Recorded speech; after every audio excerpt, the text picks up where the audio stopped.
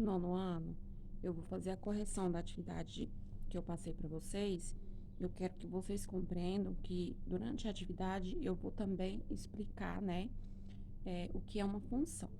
Então, lá na questão 1, primeiramente, eu quero que vocês compreendam que para ser função, eu tenho que ter dois conjuntos, né? Então, eu tenho um conjunto de partida, que é chamado de conjunto de domínio. Aqui no caso, o meu primeiro conjunto seria o meu domínio, que é o conjunto de partida, né? O conjunto que eu vou descobrir o meu segundo conjunto. O meu segundo conjunto, ele é denominado de contradomínio. E o contradomínio, ele é o meu conjunto de chegada. Então, lá na questão 1, ele deu uma fórmula para vocês para o seguinte: seja uma função, né, de D pertencendo a R. Então, eu sei que eu tenho dois conjuntos, o meu primeiro conjunto D e o meu segundo conjunto chamado R, o meu conjunto de domínio e o meu conjunto de contradomínio. Ele deu para vocês os elementos do conjunto D, né? Fala lá que o domínio é igual a -3, -2, -1 e assim por diante. E ele quer que você descobre quais são os elementos do conjunto R. E como você vai descobrir, professora? Lá no exemplo, lá na questão, ele deu uma fórmula para vocês. Ele deu a fórmula do termo geral. Quando eu falo termo geral, é, é a fórmula da minha questão. É aonde você vai utilizar ela para poder encontrar todos os elementos do seu segundo conjunto. Então, ele te deu uma fórmula, função de x igual 5x mais 2.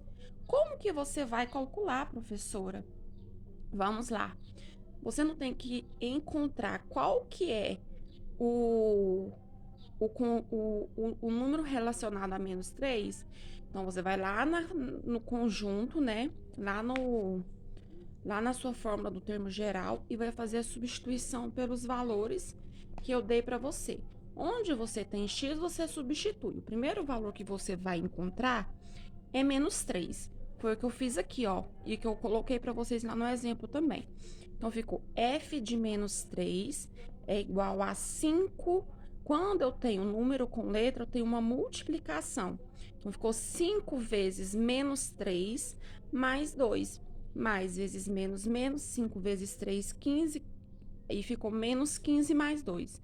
Quando eu tenho um número negativo e positivo, eu conservo meu sinal do maior número, que é negativo, e faço a subtração. 15 tira 2, 3.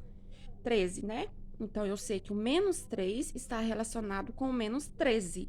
Agora, eu vou fazer o cálculo do -2, do -1, do 0, do 1, do 2, do 3 e do 4.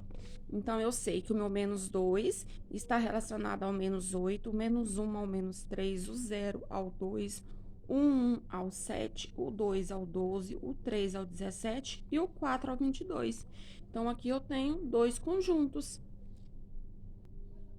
Na questão 2, ele te dá uma fórmula, né? Ele fala que ele tem dois conjuntos, né?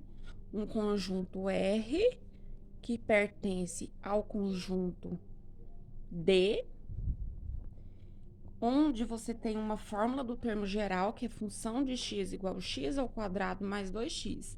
Aí ele te deu um, uma equação, né? Ele quer que você calcule F2 mais F3 menos F1. Como que você encontrou esse resultado, professora? Fazendo a mesma coisa lá na questão 1.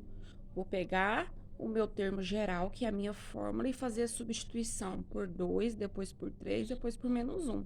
Depois que eu fiz a substituição, ó, f de 2 é igual a 2 ao quadrado mais 2 vezes 2. 4 mais 4, 8. Então, eu sei que F2 é igual a 8.